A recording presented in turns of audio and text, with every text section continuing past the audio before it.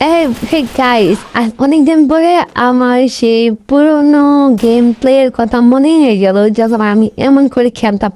অবশ্য আমি এখন আর নুবরি, আমি বলি না যে আমি ব্রু, বাট ওর গেমটা দেখে মনে হচ্ছে যে না, এটাই আমি এই বোন আমারে মারিস না, আমি তো ছোট বোন, মারিস না ভাই।